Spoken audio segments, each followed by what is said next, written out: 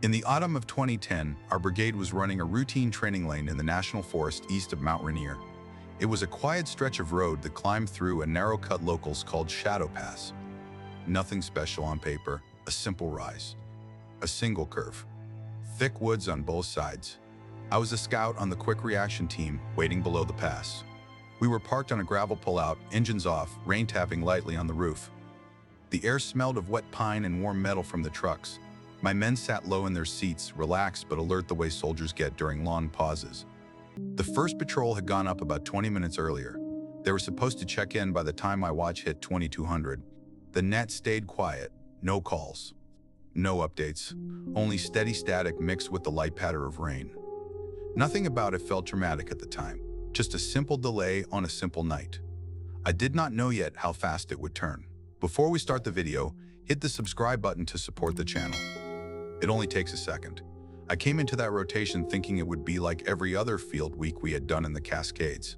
Our brigade used the National Forest east of Mount Rainier because the roads were rough, the canopy was thick, and the civilian traffic stayed low. Most of the trails had been logging routes long before any of us were born. They twisted through tall fir and narrow cuts in the rock. Shadow Pass was just one more point on the map, marked with a simple elevation note and a short ridge symbol. Our company had been split into small patrols for a movement and recon lane, nothing advanced. Drive the route, check mark points, report conditions, follow-on units would simulate larger elements. I had run similar tasks since my first year in the Army. The pace was steady. The rules were familiar. The only variable was the terrain, and even that seemed mild compared to some of the deeper areas west of Yakima. My team had spent the earlier part of the day checking vehicles, packing rucks, and loading blanks. Weather had come in slow from the coast, a steady drizzle that soaked through gloves and made the road surfaces slick. It was normal for that part of Washington. The forest absorbed most of it, leaving a calm dampness that softened the sound of engines and footfalls. We drove up from Lewis McCord before dusk, weaving through switchbacks until we reached our start point. The temperature dropped once the sun fell behind the ridges. Mist clung low to the ground. I was responsible for the quick reaction team that night, which meant we stayed behind the first patrol by about a mile and a half. If they hit simulated contact or ran into trouble with their navigation, we would roll up and help. It was a straightforward assignment. I liked it because it gave me time to watch my men, check our gear, and think through the small details that kept us safe. The forest around Shadow Pass had a calm look that evening. No heavy wind, no broken branches. Just steady rain sliding through the canopy in thin lines. The road to the pass was narrow but not dangerous. Gravel mixed with old pavement. On the left, the slope rose gently. On the right, the ground dipped toward thick brush and moss-covered logs. I remember the smell of the place. Rain on pine, wet earth, and under it all, a faint metallic scent from our trucks as we parked and shut the engines down.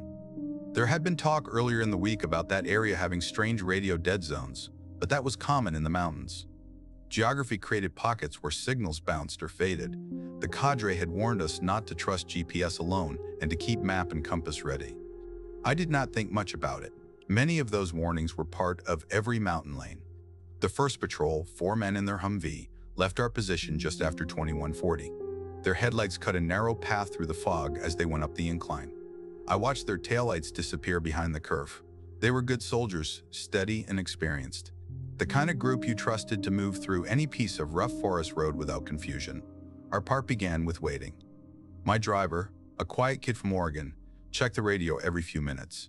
Static came and went in soft waves. Nothing sharp, nothing alarming. Just the usual noise you hear when a team moves into thick timber.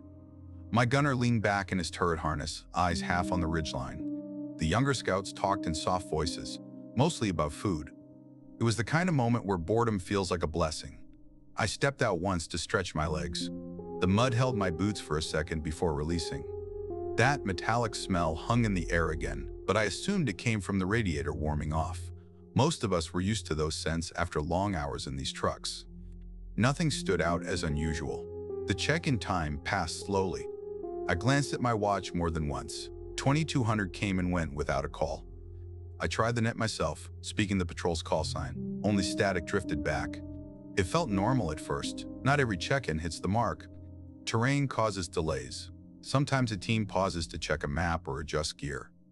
But after a few more minutes, the quiet started to settle deeper. The forest around us stayed still. No birds, no branches shifting, just the soft patter of rain and that low hum of static. My driver finally looked at me with a small question in his eyes. I told him to hold position and keep scanning. There was no sense jumping early. Our orders were clear: wait until instructed. I walked a few steps down the road, careful not to go far. The curve leading into Shadow Pass was right there, so close I could see the change in grade even through the mist. That short rise felt smaller in person than it had on the map. I remember thinking how easy it would be for the first patrol to clear it and radio back. The distance should have taken them only a few minutes. Yet the longer I stared at that curve, the more the quiet pressed in. When I stepped back to the Humvee, I checked the radio again. Nothing new. I tried to stay calm for my men. A late call was still a late call. But a thought settled into the back of my mind, steady and unwelcome. The road ahead was short. Too short for this much silence. A few minutes after the missed check-in, battalion staff came on the net. Their tone stayed calm, but I could hear the shift. They asked for our exact position, our weather, and whether we had seen anything on the road. It was unusual for them to ask that many small questions so early. I answered cleanly. Still no word from the first patrol. Still holding at our marked point. Still waiting for the next instruction. They told us to stay put while they tried to reach the patrol from the far relay. That meant someone higher up already suspected a signal issue. It made sense. The ridges around Shadow Pass formed a narrow funnel. Air felt heavy. Fog hung low. Radios often struggled in that kind of choke point. I kept telling myself that. My men sat steady in the truck, listening for any hint of a voice through the static. About 10 minutes later, one of the lane cadre trucks rolled up behind us. Their doors opened and two evaluators stepped out with their maps in hand. They spoke quietly with me, checking the time the first patrol had passed through, the spacing between vehicles, and whether any of my scouts noticed something odd before the patrol left. I told them everything looked normal. Engines sounded clean. No strange movements. No tension in the group. They were a tight team with a simple task. The evaluators frowned but tried not to show concern. They radioed higher again, then stepped off to the side to discuss grid squares and range boundaries. One pointed toward the ridgeline, tracing the route the missing patrol should have taken. The gap they traced with their fingers was small. Less than the length of a football field from our bend to the top of the pass. The kind of distance soldiers clear without thinking. I leaned against the hood of our Humvee, watching the mist drift across that curve. The longer I stared, the less sure I felt about the shape of the road. Sometimes it looked steep, sometimes shallow. It was strange how it shifted depending on where I stood. I pushed that thought aside. Long nights in the forest made simple things feel strange when you had too much time to think. The brigade headquarters sent another message. They wanted us to roll forward until we could see the start of the incline, but not enter the pass. That meant they were concerned, but not ready to call it an emergency. I climbed back in and told my driver to bring us up slow. The gravel crunched under the tires, the only sound in the quiet. We stopped just before the climb. From this spot, we should have been close enough to hear any engine coming from above. Instead, there was only soft rain tapping the roof.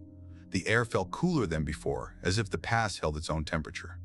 A faint metallic scent drifted past again. My gunner mentioned it under his breath, thinking maybe a coolant line from our truck was leaking. I checked. Nothing. Fluid levels were normal. Hoses were dry. The cadre truck pulled up beside us. They stepped out again and took a long look up the curve. One mentioned that the first patrol's GPS tracker had shown them reaching near the saddle point before stopping. But then, the coordinates froze. Not lost. Frozen.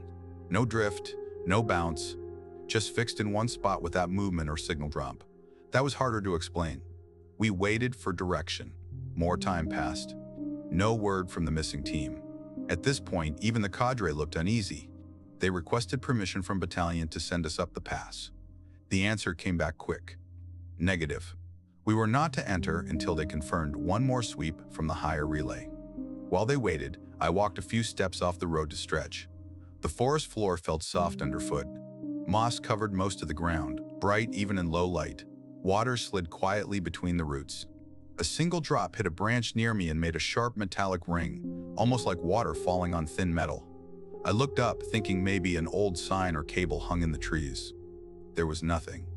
I went back to the truck. My driver kept checking the radio, adjusting volume and squelch. Same result every time. Soft noise, no voices. My men did not talk much now. The quiet had changed. It felt like the woods were listening instead of resting. That feeling spread through the team without anyone saying a word. Another 15 minutes passed before battalion finally gave new orders. We were to hold position until the lane was officially paused. They did not want us entering the pass blind. They wanted to avoid a second patrol going missing in the same spot. That phrasing stuck with me. Missing, not delayed, not out of range. Missing. The cadres started marking their maps again. They talked about sending a different element from the far side of the ridge to check the saddle from above. That would take time. They needed daylight or at least a wider angle. I kept my eyes on the curve. The road was narrow but open enough that I should have seen any movement. Nothing shifted. Nothing came down. The rain eased to a light drizzle. My breath came out faint and white. The smell of wet pine grew stronger as the air cooled further. When the hour mark passed without radio contact, battalion stepped in fully. They suspended the lane. They ordered every unit in the area to stop movement except us. We were to stay staged exactly where we were, engines off, weapons ready, but held low. They wanted the road clear in case the first patrol tried to roll back on its own. I remember standing there beside our truck, watching the curve, thinking about the short distance ahead. A few seconds of driving in normal conditions. Yet that night, it felt like the past belonged to something else. Something that did not follow our timing or our expectations. All we could do was wait for whatever came next. We stayed there with the trucks dark and the men quiet, watching that short rise into Shadow Pass. The drizzle softened until it was only a thin mist drifting across the road. The forest felt settled, but not peaceful. It was the kind of stillness that made small sounds carry farther than they should. Every few minutes I heard a light tick from our cooling engine, steady and slow, like faint footsteps on metal that never fully stopped. I kept the radio volume raised in case the missing patrol came through. Only soft static answered. The net felt empty. That was rare in our brigade. There was always someone talking, even in the late hours. Now the quiet sat deep, almost hollow. About 20 minutes after the lane was paused, my gunner leaned down from the turret and said he saw movement at the top of the bend. I looked up fast. At first I saw nothing. Then a shape appeared through the mist, rolling slow. A vehicle. No headlights. No engine running. Just a Humvee drifting down the incline like someone had put it in neutral and let gravity take over. We stepped out and spread along the side of the road. No one raised a weapon. None of us knew if the patrol had somehow lost power and was coasting back. But as the Humvee drew near, something felt wrong. It did not carry the sound of rubber on wet gravel the way it should. It moved too quietly, like the road wasn't touching it right. The vehicle rolled to a stop a few meters from us. It settled gently, as if guided by a careful hand. I walked up to the driver's door. The windows were fogged on the inside. I called out the team's names. No movement. No voices. I pulled the door open. The hinges creaked. The interior was warm, far warmer than a truck that had coasted a long distance with its engine dead. The seats were empty.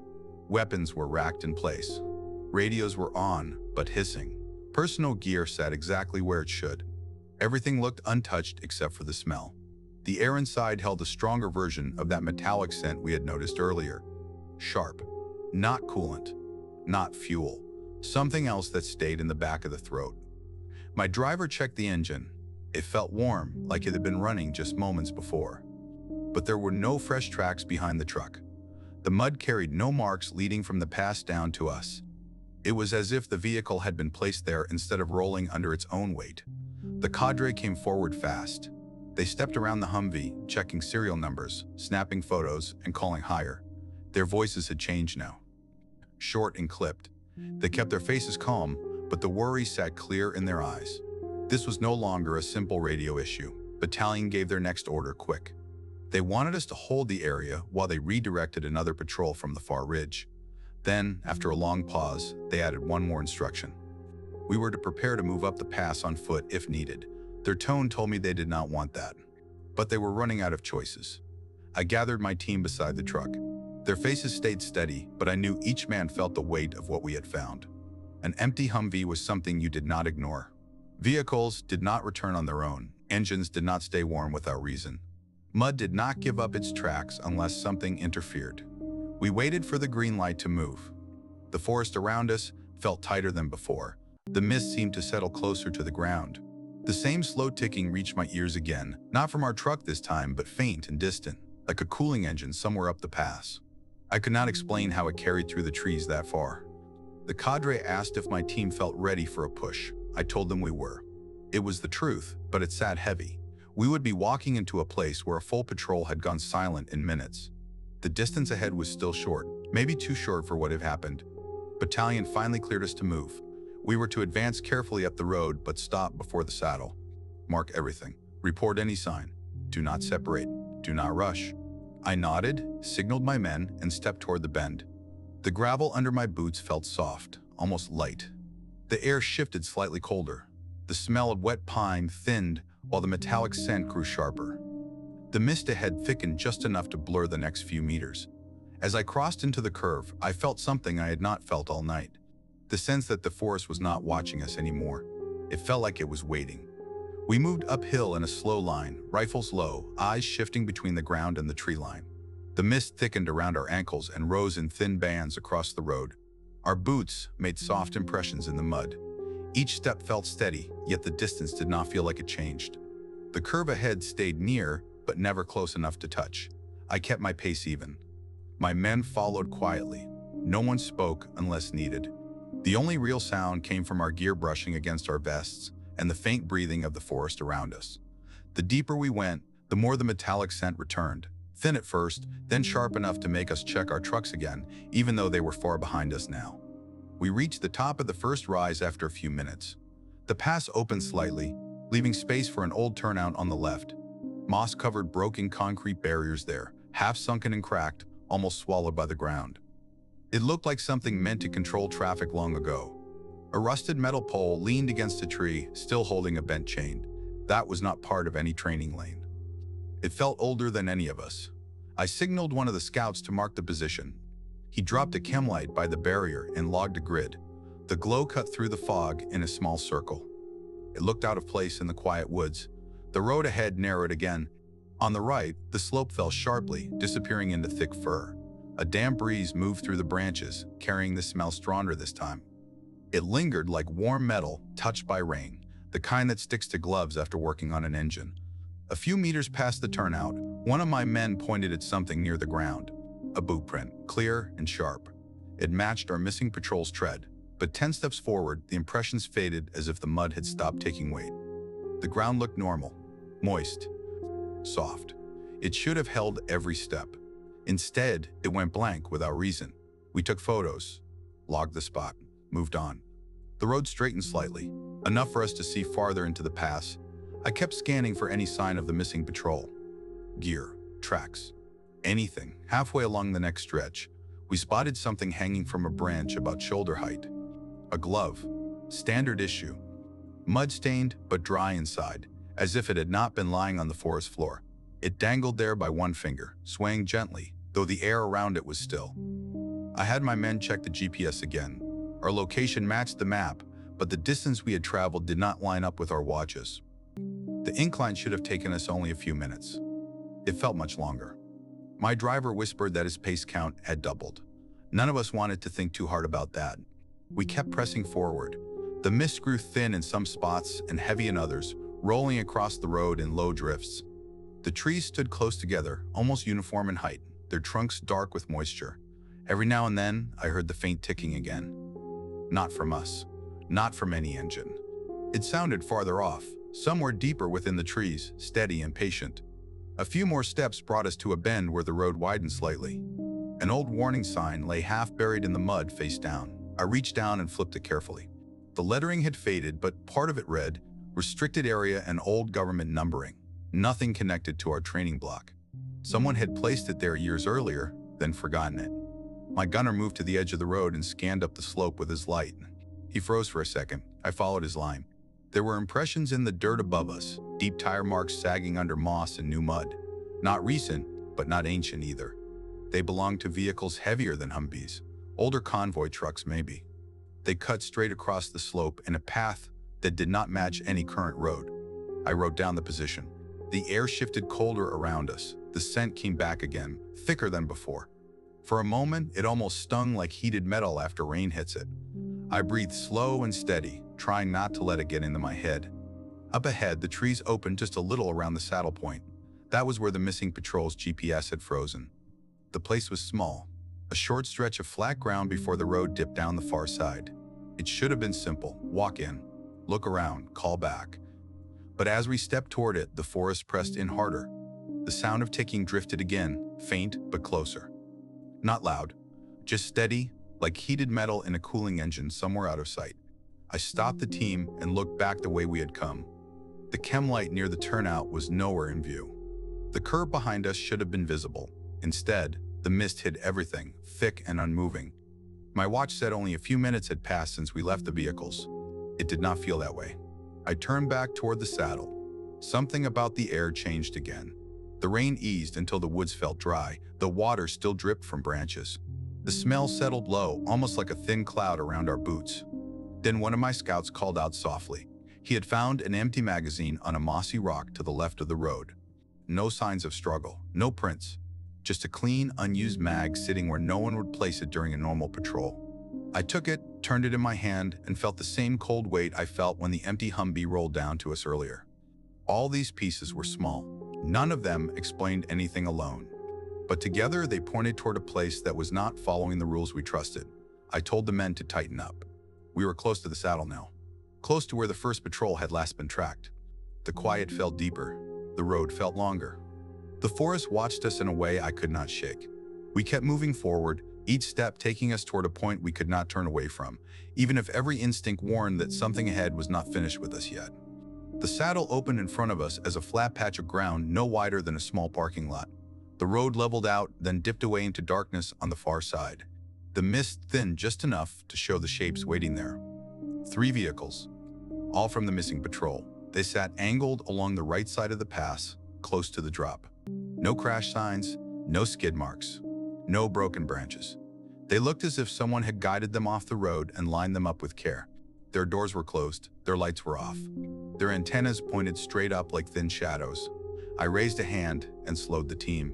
We spread out in a shallow arc. My pulse stayed steady, but my thoughts worked hard to keep ahead of the moment. These trucks looked untouched, no signs of hurry, no forced entries, no scattered gear. The surrounding mud should have been torn up by boots and tires, but it lay smooth, holding only the prints we were making now. I approached the first vehicle. The metal felt cold when I touched the handle. Inside, the seats were empty. The radio was powered but tuned to a frequency we did not use. A map rested on the passenger side, edges curled slightly for moisture, except the cabin was dry.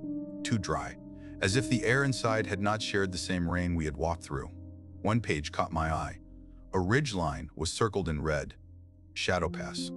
Under it, a small note written in a hand I did not recognize. The words were short but carried a weight that tightened something in my chest. It was not the handwriting of anyone from the missing team.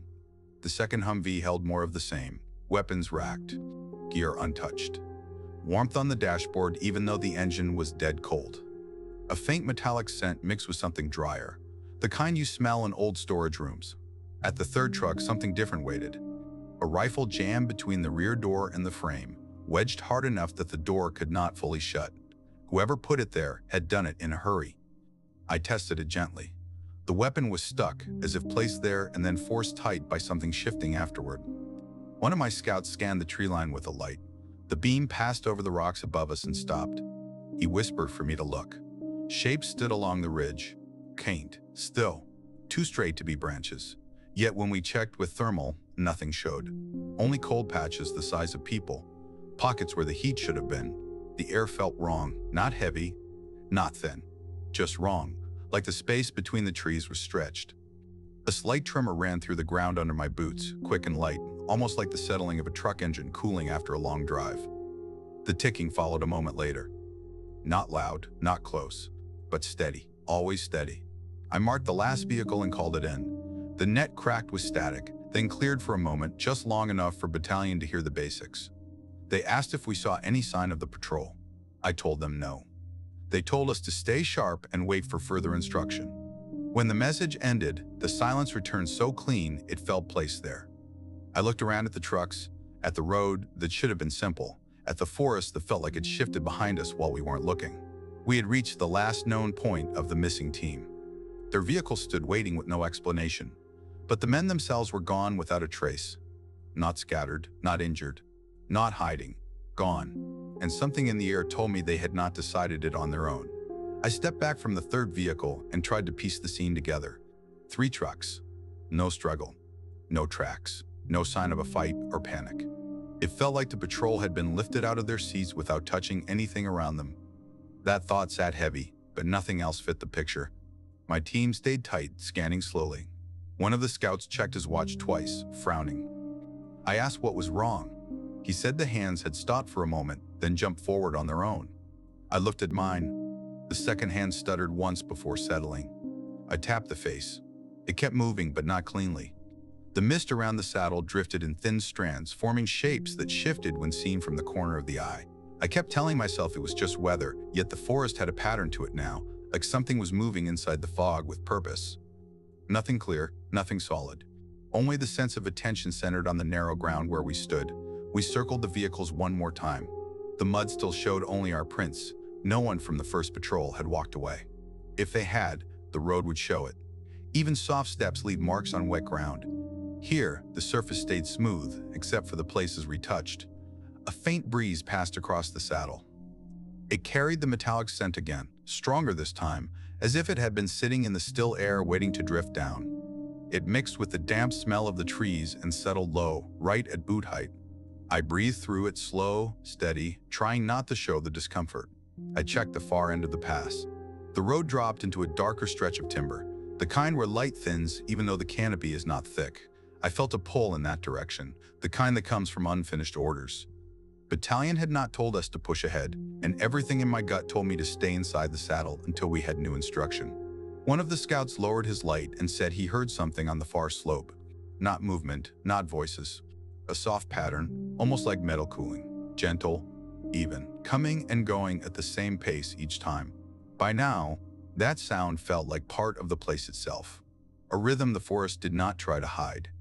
I looked at the 3 trucks one more time, the red circle on the map, the warm dashboard in a cold cabin, the rifle wedged in the door, the cold spots on thermal.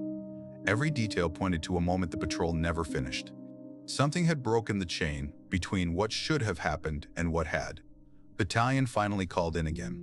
Their tone had shifted. Tighter, fewer words. They told us to hold position. A senior officer was making his way up from the operations area. They did not say why. They did not ask more questions. They wanted us still, quiet and ready. When the message ended, the fog around us thinned for a brief second, not clearing. Just shifting enough to show the depth of the woods beyond the saddle. A narrow gap between 2 fir trunks stood open for a moment, revealing part of an old concrete wall far off the road. Then the mist closed again, hiding it. I stared at that spot longer than I meant to. Something about it felt wrong, like a piece of the mountain had been built instead of grown. The idea made no sense for a training lane. But nothing we had seen so far belonged to a normal night. We waited in the saddle with the missing trucks behind us and the silent forest around us. The ticking drifted again, faint and calm, as if whatever made it had all the time in the world. We had reached the point where the mission stopped being a lane and became something else, something that followed rules none of us understood. The senior officer never reached us. Instead, a short message came through the net telling us to pull back from the saddle and wait near the old turnout where the concrete barriers sat. It was a strange order, given how far we had already come, but I did not argue. I signaled the team, and we started moving down the same road we had taken up. The fog had shifted again, thicker now, hiding most of the route behind drifting sheets of white. We walked slow, staying close together, counting our steps without saying the numbers out loud. The forest felt tighter than before, as if the trees had leaned a little closer during the time we spent near the abandoned vehicles. More than once I heard the soft ticking drifting through the trunks, steady and patient, like metal resting after a long run.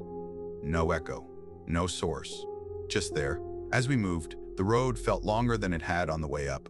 The incline did not match our memory. The curve ahead shifted each time we drew near, never quite settling in the place it should have been.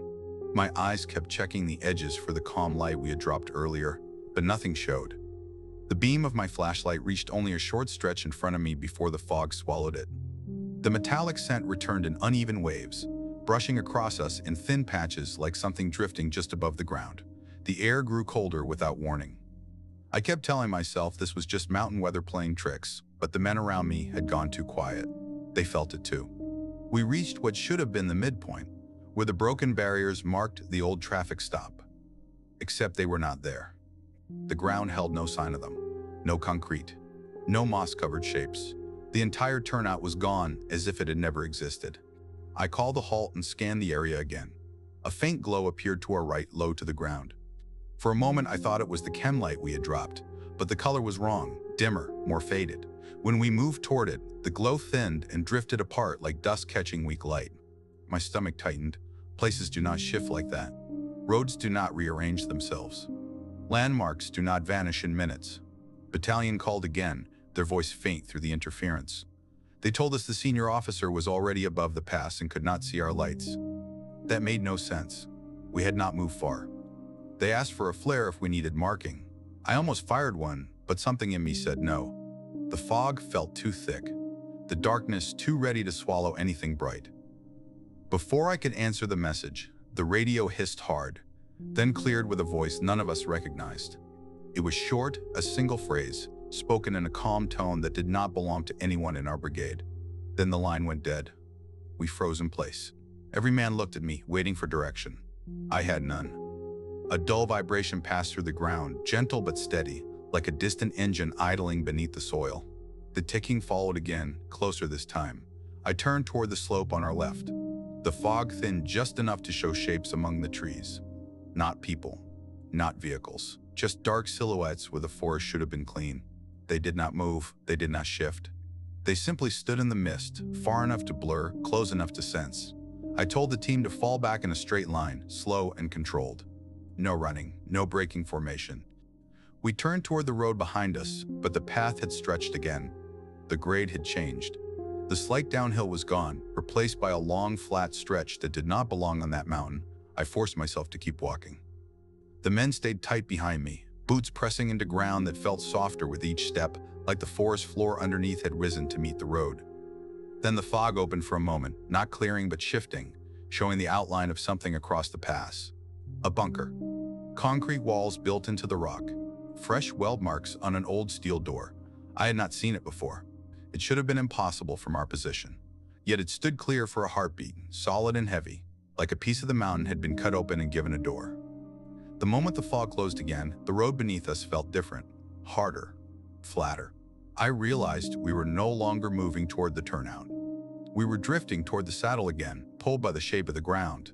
The trucks we had left behind reappeared through the mist, silent and waiting, exactly where we had first found them. We had been walking in one direction the entire time, yet the mountain had folded us back into the same place. Something in that moment broke through my calm. Not fear, not panic, just the understanding that we were no longer dealing with terrain or weather. The land itself had changed, and it had changed around us, choosing where we would stand. I gathered the team again, breath steady, hands steady, heart slow but heavy. The ticking came once more, louder now, echoing off the rock walls above the pass. It felt close enough to touch. We were in the middle of something none of us had the training to name, and we had only one choice left: survive long enough to get out. The saddle felt smaller the second time we stepped back into it, like the fog had tightened the space while we were gone. The 3 empty trucks stood in the same neat line, but something about their angles looked off now, as if they had shifted a few inches while we weren't looking. I forced myself to walk past them without stopping. If I paused, the men would feel it, and I needed them steady. I signaled the team to form a half circle, keeping our backs toward the vehicles and our eyes on the tree line. The forest ahead looked deeper than before, the trunks darker, the gaps between them strangely narrow. A faint breeze moved through the branches, carrying that metallic scent again. It felt sharper now, cutting through the wet air like something heated, then cooled too fast. Battalion tried reaching us again, but the radio only gave pieces of their words. A call sign, a location we couldn't place, a command to hold. Then another voice cut through, the same one we heard earlier, steady and calm, speaking only a short phrase before the net died. My men glanced at me, waiting for answers I didn't have. I lowered the radio and told them we were moving out together, watching every angle, not breaking formation under any reason. We started toward the far end of the saddle, slow and controlled. The ground felt uneven underfoot, like shallow dips and rises had formed where the road should have been flat. The fog drifted around us in long bands. It gave the sense of motion even when the air stayed still. Each time I blinked, the trees ahead looked slightly changed, leaning in ways they hadn't before. Halfway across, the ticking returned. No echo, no direction, just the steady rhythm of metal cooling, somewhere close, almost close enough to reach through the fog. Every man in the formation heard it. I saw their shoulders tighten, their posture shift. No one raised a weapon, but each hand gripped steadier. Then the fog thinned in one small patch near the slope. A shape showed through it. Human height, human posture, standing still, not moving, not breathing. I could not see a face or gear, only the outline. When I tried to focus on it, the edges wavered like heat rising from a road. I blinked once, and the shape was gone, replaced by a patch of dark fur trunks. We didn't break stride. The ground vibrated again under our boots, soft and even, like an engine idling below the surface. It rose, eased, then rose again. One of my scouts shifted his stance, bracing as if the soil might tilt. I felt the same thing. A quiet imbalance under the surface, like something running beneath the pass. When we reached the far end, the fog opened just enough to show the edge of a bunker door built into the rock wall. It looked newer than the forest, newer even than the road. The steel plate was thick, welded along the seams in fresh lines.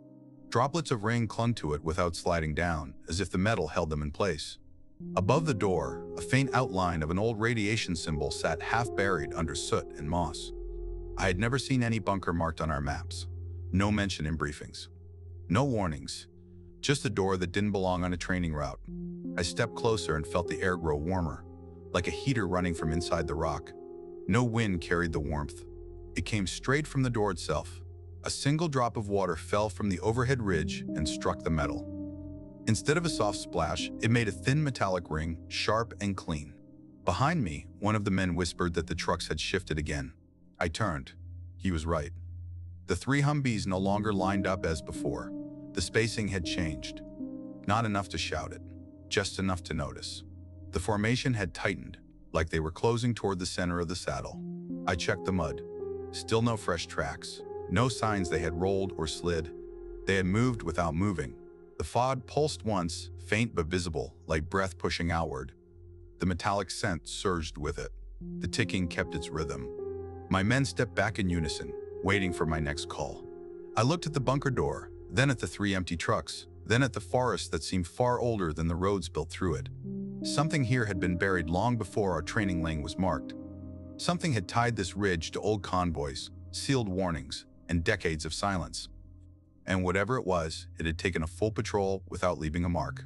I chose then. We were pulling out, not waiting, not searching deeper, not trying to open that door. I signaled the team, tight formation, no hesitation, straight down the pass toward the direction that should have led us back to the turnout. The moment we stepped away from the bunker, the fog closed hard, cutting off the view behind us. The air cooled fast. The ticking faded. The ground steadied. For a few seconds, things felt almost normal. Then the mountain shifted again. The downhill grade stretched longer than it should have. The road bent in angles we didn't remember. The fog moved with us, not around us. But we kept going, step after step, trusting the direction even when the land fought it. Every man stayed close. No breaks, no gaps. The mountain pushed, but we pushed back. When the mist finally split and the outline of our flare marker appeared ahead, I felt the pull ease. The trees looked normal again. The road matched the map.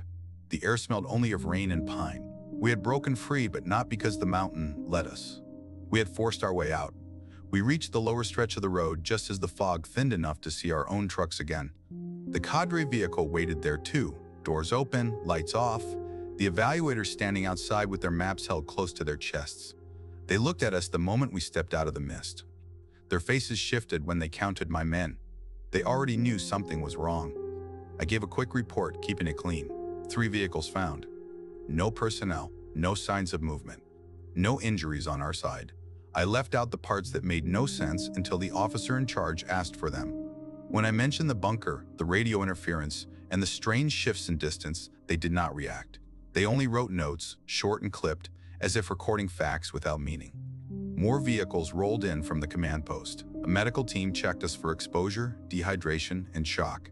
Their questions were simple. Did we breathe any fumes? Did we hear explosions? Did we pass through any fallen trees or chemical patches? They moved through the motions like they were following a checklist for a spill, not a missing patrol. One medic paused at my hands, asking why they felt warm even though the air was cold. I had no answer, He nodded once and wrote it down. Higher staff arrived soon after. They ordered the entire pass sealed. No movement allowed. No second search team. No recovery attempt that night. They put us back into our trucks and drove us down the mountain under escort. Nobody talked. Even the evaluator stayed silent, watching the tree line as if expecting something to follow us. When we reached the staging area, the senior officer met us. He asked me to repeat everything from the moment the first truck returned on its own. I went through each detail, step by step. He listened without stopping me, then told me to write it again in his statement. He did not look surprised by anything I said. That bothered me more than the fog, the bunker, or the shifting road. Our brigade commander arrived just before dawn. He spoke once, short and firm. The incident would be reviewed at a higher level. We were to stay quiet until further notice. When I tried to ask about the missing patrol, he cut me off with a simple instruction to rest and wait for the official findings. The next day, we were told the patrol was being listed as lost during a training accident linked to unstable terrain and a possible rock slide. There had been no rock slide. The road had been clear. The saddle had been calm. None of what they claimed fit what we saw, but the paperwork was already moving. The 3 empty vehicles were hauled away under tarps. No photos allowed. No discussion allowed. Their serial numbers were erased from the fleet list. Someone from outside the brigade arrived in plain clothing. He collected our GPS trackers, radios, helmet cams, and even personal watches. He gave each of us a basic replacement without explanation. My own watch had a scratch across the glass from that night. I never saw it again. During the informal debriefs that followed, the questions grew stranger. They asked how the air felt, whether we smelled anything unusual, whether the fog moved in patterns, whether we heard metal cooling where no vehicle stood. Those questions said more than any order could. Someone already knew what to ask. Someone had heard stories like ours before. I checked the training logs later that week. The entire lane had been rewritten. Shadow Pass was listed under a different grid. The time we spent there was shortened. The missing patrol's route was marked as incomplete due to weather, not silence. Even the turnout where the old barriers sat was gone from the map copy, as if the mountain had changed, not the paperwork. My men spoke less with each passing day, not out of fear, but out of uncertainty. None of us could piece together what had happened. Nothing fit the training, the terrain, or the logic we depended on. The mind tries to file things into familiar shapes, but the mountain did not give us enough for that. It only gave us a stretch of road that shifted, a bunker that should not exist, trucks that moved without tracks, and the steady sound of metal cooling where nothing stood. The brigade closed that section of forest after the incident. They said it was due to erosion. New signs went up overnight. The logging routes around the pass were rerouted. A few months later, the entire area was marked restricted for environmental recovery. Nobody questioned it. Most soldiers forgot the name Shadow Pass by the next rotation, but the quiet stayed with me. Not fear, not confusion, just the weight of knowing we had walked into something the Army no longer explained, maybe never explained in the first place. We had left with our formation intact, but something had followed us out in memory, a feeling that the mountain had watched every step. In the weeks that followed, the incident faded from the briefings. New tasks replaced old questions. Training cycles moved on, but small reminders kept appearing in places they should not have. A spare parts crate in a motor pool held the radio faceplate with the missing patrol's call sign carved faintly into the corner. A torn name tape from one of their men showed up in a supply bin that had already been inspected twice. No one admitted placing these items there. No one claimed to find them. They simply appeared, quiet and out of place, like the forest had sent pieces back one at a time. Some of my men asked if they could talk to someone above battalion. I told them not to push it. The higher offices had already closed the file. The story on record was fixed. Anything outside of that would only bring trouble to them, not answers. A few tried anyway and were told the same line: unstable terrain, heavy fog, poor visibility, unfortunate loss, nothing more. One night I walked past the motor pool after final checks. The air was cold, the pavement still wet from a light shower. As I locked the gate, I heard that same soft ticking drift from an empty parking slot. No trucks were cooling there. No engines were running. The sound faded when I stepped closer, leaving only the smell of damp concrete and a faint hint of metal that did not belong. The next morning, the unit moved on. New soldiers arrived. Old ones transferred out. Shadow Pass stayed off the maps, tucked behind new markings that kept everyone away. The official story hardened until even officers stopped questioning it. The missing patrol became a brief line in a closed file, nothing more. But the men who were with me that night never forgot the weight of the mist, the shifting road, the warm dashboards, or the bunker that appeared and vanished like a memory, half-formed. Each of us carried a part of it, and none of us spoke too loud about it afterward. The forest had shown us something, and the command had buried it deeper than the old concrete in that ridge. We had left the mountain with our numbers whole, but something stayed on that road, holding a place where answers should be. It waited there in the quiet, in the smell that drifted low in the rain, in the soft ticking that followed us into places where no engine cooled, and none of us ever went back. Time pushed everything forward, but that night in Shadow Pass stayed fixed, like a pin pressed into the map of my life. I tried to settle into normal routines, but the forest never left my thoughts. Some memories fade when you give them enough distance. This one did the opposite. The more space I put between myself and that ridge, the clearer the small details became. The warm cabins, the empty seats, the shifting road, the bunker door holding its heat under cold rain. I never found a clean answer. Nothing in the records helped. Nothing in old convoy files or mountain reports filled the gap. Whatever happened in that past belonged to something older than the training lanes and deeper than the explanations our command tried to hand us. It shaped the ground in ways a soldier cannot accept without feeling a break somewhere inside. I still drive mountain roads, but I do it with slow breaths and quiet thoughts. Every now and then, when the rain cools the hood of my truck, I hear that soft ticking rise and fall. It is just a sound, but it reminds me of the men we never brought home and the place that held them without leaving a mark. If you ever find yourself on a road that feels shorter than it should, do one thing: trust the land more than the map. If you like this video, give it a thumbs up. And for more amazing horror stories, just click the ones showing right now on your screen.